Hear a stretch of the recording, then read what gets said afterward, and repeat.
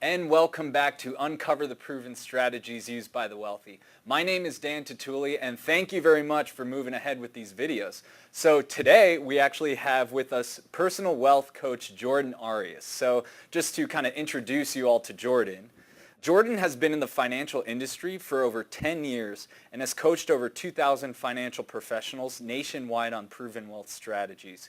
He currently serves as a personal consultant for 4 of the top financial advisors in the entire country, advising them on what strategies need to be implemented that are in the best interest of their clients. And over $90 million have been put into these wealth accounts. So Jordan, thank you very much for coming out today. Thanks for having me. Excited to be here.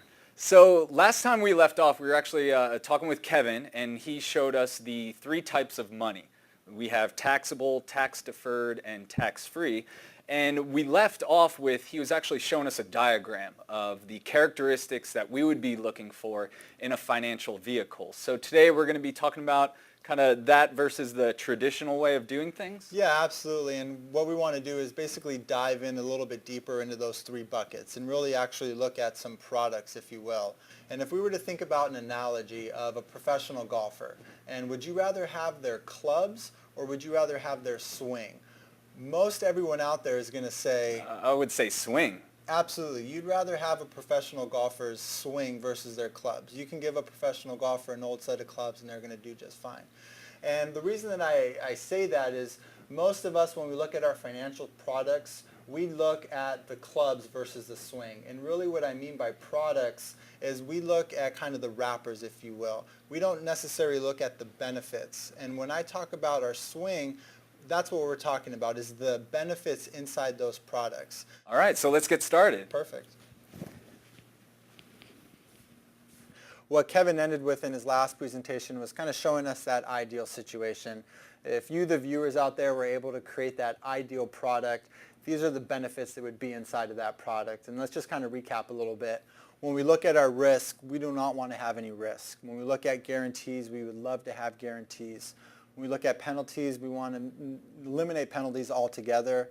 When we talk about our liquidity, use, and control, we want to have access to it as much as we possibly can. Protection, we want it to be protected from creditors in case anything ever happened to us. Leverage, we want the ability to use this account for outside sources, if you will. Tax deferred, we would love that tax deferred growth. That compounding growth is really what gives us our wealth. When we talk about tax-free, as we've seen in the last 2 videos, we want the ability to have tax-free income. If we could have that in our ideal situation, it would basically be a star. Collateralization, we want the ability to use this account to collateralize outside accounts. Tax deductible payments, if we can get that tax deduction now, of course that would be great. Disability benefits, what I mean by that is if something happened to us, would this account, could we use this account to protect us from home care, nursing care, those types of things. And then wealth transfer, if something did happen to us, does this account get passed on to our beneficiaries in the most efficient manner? And so this is our ideal situation. What I want to do is kind of look at some of the products that we do use on a regular basis and how that stacks up to our ideal situation. What I want the viewers to do at home right now is to look up at the screen. This is some of the most common financial accounts that you would put your money into. Right. Where do you stack up right now? Is your money in one of these accounts, maybe 2 of them, maybe all of them? And what we're going to do right now is go through each one, and what we want to do is actually have green boxes that match what we want. Yep, absolutely. And if we don't have green boxes, we're either going to have red or yellow. And red meaning that we don't have access to it. It's the complete opposite of what our ideal situation is.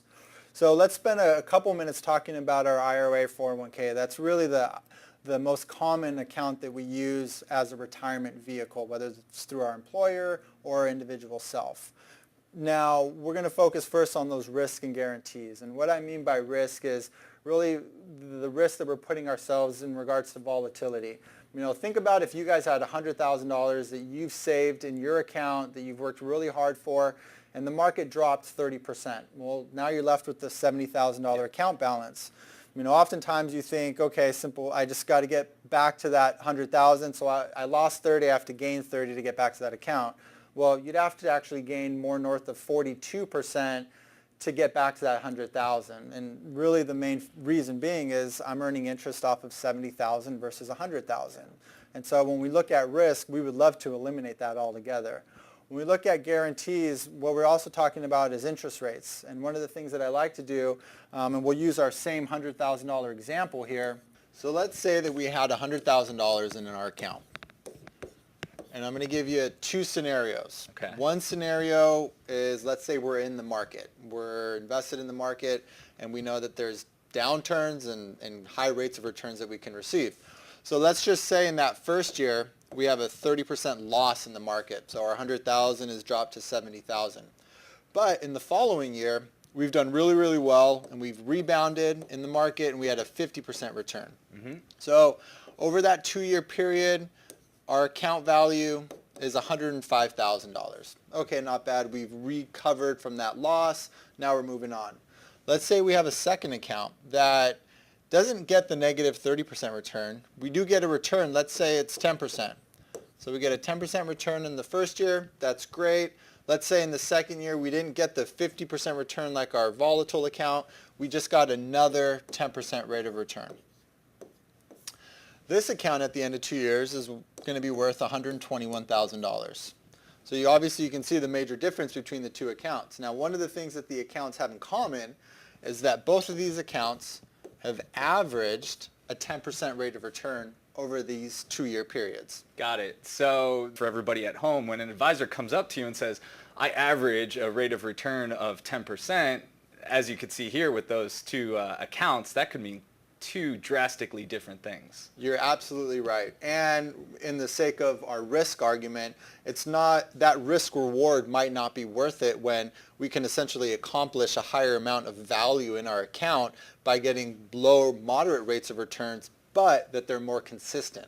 And Jordan, I don't know about you, but I'm looking at this right now on the screen, and I'd much rather be in this second account right here. Yes, we didn't capture the largest gains of the stock market, but just to earn just a portion of those gains, but not suffering any of those downside losses, that's definitely an account I want to be in. Absolutely. And so when we're looking at our benefit situation, our ideal situation, we really want that guaranteed column to be in green. Let's kind of move on. When we look at penalties, our qualified accounts, they have two penalties. One is you can't access that money before you're 59 and a half. The second is you have to take distribution at 70 and a half. Otherwise, you can receive up to a 50% penalty on top of having to pay the taxes on that. Protection, we don't have this account, the ability to have protection from creditors. Leverage, since we don't have access to it till we're 59 and a half, we can't use it for any type of leverage at all. When we talk about tax deferred, that's our first green that we get. Now, when we look at our tax deferred, yes, it gives us that deferred growth. However, what we're also looking at is the fact that we still have to pay taxes on that sometime in the future. And I challenge everybody out there to look at their after-tax 401k statement. And what I mean by that is factor in what your current tax rate is. If you had $1 million in your account and you're in a 35% tax bracket, well, you haven't paid any taxes on that amount yet. So essentially, your real account balance is $650,000. So yes, you get that deferment, but at the same time, you still have to pay taxes on that at some point in the future. Tax-free, just plain and simple, we would love to have tax-free income, but we don't have it inside of our qualified accounts. Collateralization, since we don't have access to it, we cannot use it for any type of outside collateral. When we look at tax-deductible payments, yes, that's our second green box that we get inside of our 401k or IRA accounts. But really, you guys have to think about, it's not so much a tax deduction as it is a postponement. Yes, I have that benefit of getting the deduction right now, and it's going to save me in my income that I'm filing right now. But I'm going to have to pay taxes at some point in the future. And as we've seen in the last two videos, it might not be a great situation to pay taxes in the future. Disability benefits, we just don't have any when it comes to our qualified accounts. And wealth transfer, we don't have any, and it actually hurts us a little bit. And what I mean by that is what's happening, since we haven't paid any taxes on these accounts, if something happens to us, then we're essentially transferring that tax burden to our beneficiaries, to our children, our grandchildren, who now they're going to have to pay the taxes on those accounts. Yeah, and Jordan, correct me if I'm wrong, but if that money's going to the children, that could even put the children in a higher tax bracket, correct? Yeah, you're absolutely right, because they're earning a living. They're making money themselves, and so if you tack on the money that they have to take from a distribution, that absolutely can bump them up into a different tax bracket. So we kind of looked at our IRA, our 401k, our qualified accounts, if you will. Let's look at our mutual funds. Now, I don't see many greens here as well compared to the 401ks and IRAs. We got 2 green boxes and a yellow. So just like our qualified money, our mutual funds are really only giving us 2 green boxes. And really the green boxes have to do with liquidity and the ability to use it as collateral. And really that happens because we're paying taxes on the money as we earn it. So we do have access to it, which is great. But again, when you stack it up to what we would absolutely love to have, it's not really doing that well. Now, let's use our home. That's our, that's often a big one that people use as an investment. Yeah, and for me personally, I was actually looking at that tax deductible payments. That's why I recently purchased a home, was you get that big tax deduction. You're absolutely right, and the tax deduction is great. And the reason we put it in yellow is, it's just to remind everybody that it's just on the interest that you're paying for your mortgage. So although you're absolutely right, it makes a ton of sense to have a mortgage and have that deduction, it's not quite, we can't put it in green all the way. And really what ends up happening is a lot of people start paying extra principal payments because they want to pay that mortgage down. And effectively what they're doing is they're paying extra principal payments and they're just feeding into more of these red columns. Wow. So I kind of wanted just to throw the rest on there so that you guys could really see out there that all these accounts that we have, we're not getting a whole lot of greens with our ideal situation. Wow, so this graph has been very eye-opening to me. Has it been eye-opening to you guys at home? We're looking at a lot of red on this graph right now, and really when we talk about these products or these clubs, we don't really look at the swing of all the benefits because it's not really lining up to what we would want in a financial vehicle. Yeah, you're exactly right. And we're picking these products, but what benefits are we really getting from them? And when you break them down in this level, we could see that we're not getting a whole lot of greens that we would love to have. Now, Jordan, I can't help but to notice this green column behind me.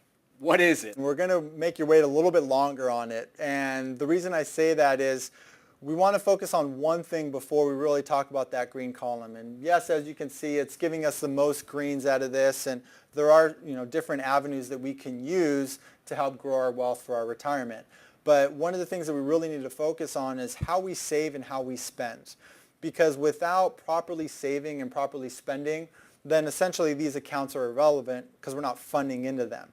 And so there's 3 different types of spenders that we're going to go over in the next video. And we're going to basically educate you on the proper way to save and spend so that you can fund these accounts. And then, we can show you that green account or the one that's giving us the most green columns. All right. Well, thank you very much, Jordan. And for the viewers at home, you could actually scroll down under resources and download this graph. So spend some more time on it.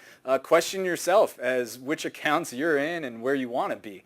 Thank you very much. You can move to the next video right now, which is how to become a wealth builder. So click on up next and we'll see you on the other side. Thank you.